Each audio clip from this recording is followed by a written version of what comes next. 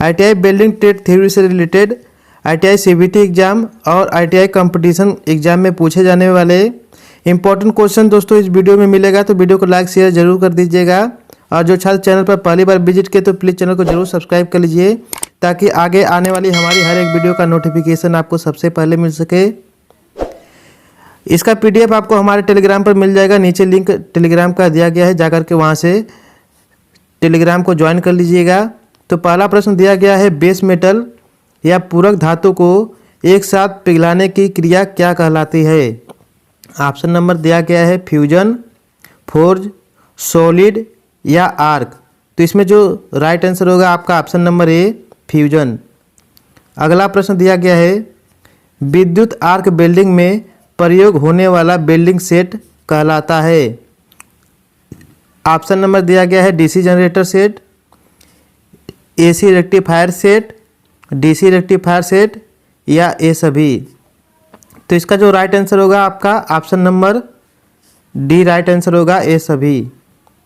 अगला प्रश्न दिया गया है, मीडियम कार्बन स्टील की वेल्डिंग के लिए जॉब को वेल्ड करने से पहले कितने तापमान तक प्री हीटिंग करना चाहिए? तो ऑप्शन नंबर दिया गया है 100 से 200 डिग्री सेंटीग्रेड, 150 से 250 सेंटीग्रेड या 200 से 250 सेंटीग्रेड या 300 से 400 डिग्री सेंटीग्रेड। तो इसका जो राइट आंसर होगा आपका option number B right answer होगा, 150 से 250 डिग्री सेंटीग्रेड। अगला प्रश्न दिया गया है, निम्नलिखित में कौन सा वेल्डिंग उपकरण है? ऑप्शन नंबर दिया गया है स्टील रूल, हथौड़ा, ट्राई स्क्वायर या ये सभी। तो इसका जो राइट आंसर होगा आपका option number D right answer होगा, ये सभी। अगला प्रश्न दिया गया है, एल्युमिनियम की वेल्डिंग के लिए निम्न विधि प्रयोग की जाती है? तो ऑप्शन नंबर दिया गया है oxy acetylene welding, metal inert gas welding, tungsten inert gas welding या ये सभी। तो इसका जो राइट आंसर होगा आपका option number D right answer होगा, ये सभी। अगला प्रश्न दिया गया है, वेल्डन धातु खंडों को जोड़ने की निम्न में से कौन सी विधि है? तो इसका जो ऑप्शन नंबर दिया गया है स्थायी विधि, अस्थायी विधि, अर्ध स्थायी विधि या इनमें से कोई नहीं। तो इसका जो राइट आंसर होगा आपका option number B right answer होगा, स्थायी विधि। अगला प्रश्न दिया गया है, कटिंग ब्लो टार्च में किस गैस का प्रयोग किया जाता है? कटिंग ब्लो टार्च में किस गैस का प्रयोग किया जाता है? ऑप्शन नंबर दिया गया है शुद्ध ऑक्सीजन या शुद्ध हीलियम या शुद्ध हाइड्रोजन या शुद्ध नाइट्रोजन। तो इसका जो राइट आंसर होगा आपका option number A right answer होगा, शुद्ध ऑक्सीजन। अगला प्रश्न दिया गया है, किस विधि द्वारा फेरस तथा नॉन फेरस धातुओं को आसानी से वेल्ड किया जाता है? ऑप्शन नंबर दिया गया है metal inert gas welding, resistance welding या टंगस्टन इनर्ट गैस वेल्डिंग या हाइड्रोजन आर्क वेल्डिंग। तो इसका जो राइट आंसर होगा आपका option number A right answer होगा, मेटल इनर्ट गैस वेल्डिंग। अगला प्रश्न दिया गया है, स्टेनलेस स्टील इलेक्ट्रोड पर किसी कोटिंग नहीं होती है? तो स्टेनलेस स्टील पर किसकी कोटिंग नहीं होती है? तो ऑप्शन नंबर दिया गया चूना, टिटेनियम या ए और बी दोनों या इनमें से कोई नहीं। तो ऑप्शन नंबर आपका सी राइट आंसर होगा, ये दोनों। अगला प्रश्न दिया गया है, इलेक्ट्रॉन बीम वेल्डिंग में जोड़ी जाने वाली सतहों के बीच की दूरी कितने मिलीमीटर तक होनी चाहिए? ऑप्शन नंबर दिया गया है 0.050 से लेकर के 0.075 तक या 0.025 से 0.050 से या फिर 0.010 से लेकर के 0.050 तक या 0.075 से 0.090 तक। तो इसका जो राइट आंसर होगा आपका ऑप्शन नंबर होगा, ऑप्शन नंबर ए 0.050 से 0.075 तक।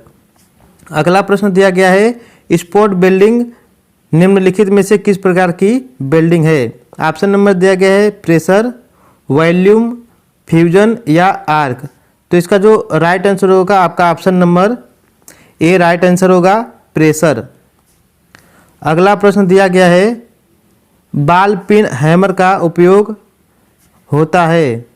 तो बॉल पिन हैमर का क्या उपयोग होता है? तो ऑप्शन नंबर दिया गया है गोलाकार सतहों के लिए, चपटी सतहों के लिए, खोखली सतहों के लिए या ये सभी।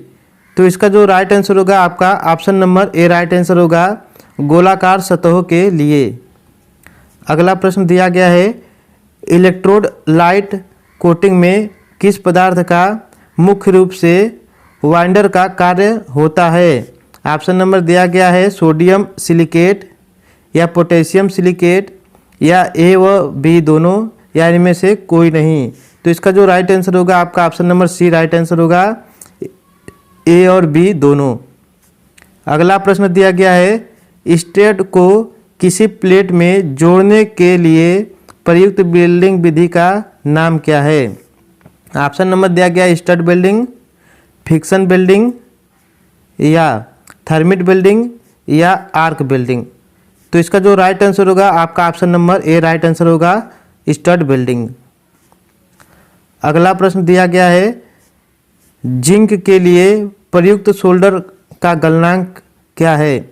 ऑप्शन नंबर दिया गया है 200 डिग्री सेंटीग्रेड या 202 डिग्री सेंटीग्रेड या 204 डिग्री सेंटीग्रेड या 205 डिग्री सेंटीग्रेड। तो इसका जो राइट आंसर होगा आपका option number B right answer होगा, 202 डिग्री सेंटीग्रेड। अगला प्रश्न दिया गया है, प्लेट की कटिंग करने से पहले प्री हीटिंग तापमान लगभग कितना डिग्री सेल्सियस रखा जाता है? ऑप्शन नंबर दिया गया है 100 या 500 या 700 या 900। तो इसका जो राइट आंसर होगा आपका option number D right answer होगा, 900। अगला प्रश्न दिया गया है, मिग बिल्डिंग में प्रयुक्त इनर्ट गैस का नाम क्या है? ऑप्शन नंबर दिया गया है CO2, NH या CH या S। तो इसका जो राइट आंसर होगा आपका option number A right answer होगा, CO2। अगला प्रश्न दिया गया है, AC ट्रांसफार्मर निम्न प्रकार की सप्लाई के लिए बनाए जाते हैं। तो ऑप्शन नंबर दिया गया है सिंगल फेज, 3 फेज या ए व बी दोनों या इनमें से कोई नहीं। तो राइट आंसर होगा आपका ऑप्शन नंबर सी, ए व बी दोनों के लिए बनाए जाते हैं। अगला प्रश्न दिया गया है, प्लाज्मा आर्क बिल्डिंग की विधि का नाम क्या है? ऑप्शन नंबर दिया गया है non transfer plasma arc process या ट्रांसफर प्लाज्मा आर्क प्रोसेस या उपयुक्त दोनों या इनमें से कोई नहीं। तो राइट आंसर होगा आपका ऑप्शन नंबर सी, उपयुक्त दोनों। अगला प्रश्न दिया गया है, इलेक्ट्रॉन की गतिशील द्वारा उत्पन्न फोर्स को क्या कहते हैं? ऑप्शन नंबर दिया गया है electric motive force, electron force, restoring force या इनमें से कोई नहीं। तो इसका जो राइट आंसर होगा option number A right answer होगा, इलेक्ट्रोमोटिव फोर्स। अगला प्रश्न दिया गया है, नॉन प्रेशर बिल्डिंग के निम्न प्रकार है। ऑप्शन नंबर दिया गया है gas welding, arc welding, thermit welding या ये सभी। तो इसका जो राइट आंसर होगा ऑप्शन नंबर डी, ये सभी।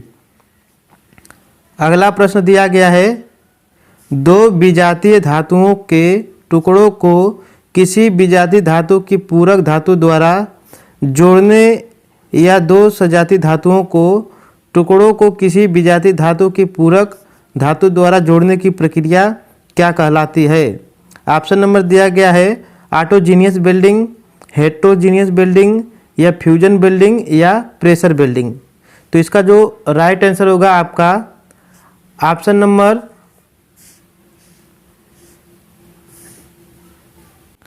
इसका राइट आंसर होगा ऑप्शन नंबर ए। अगला प्रश्न दिया गया है, हेक्सा की मानक लंबाई कितने मिलीमीटर तक होती है? ऑप्शन नंबर दिया गया 250, 400, 450 या 500। तो इसका जो राइट आंसर होगा आपका option number A right answer होगा 250। अगला प्रश्न दिया गया है, इंजन जनरेटर सेट किसके द्वारा चलाया जाता है? ऑप्शन नंबर दिया गया है बिजली, डीजल, पेट्रोल या मिट्टी का तेल। तो इसका जो राइट आंसर होगा आपका option number B right answer होगा, डीजल। अगला प्रश्न दिया गया है, एसी ट्रांसफार्मर में करंट कंट्रोल करने के लिए कौन सी विधि का प्रयोग करते हैं। ऑप्शन नंबर दिया गया है प्लग की पोजीशन बदलकर, या आयरन कोर को खिसकाकर, या मैग्नेटिक संक कंट्रोल, या ये सभी। तो इसका जो राइट आंसर होगा आपका option number D right answer होगा, ये सभी। तो वीडियो अच्छा लगा तो लाइक शेयर जरूर करें।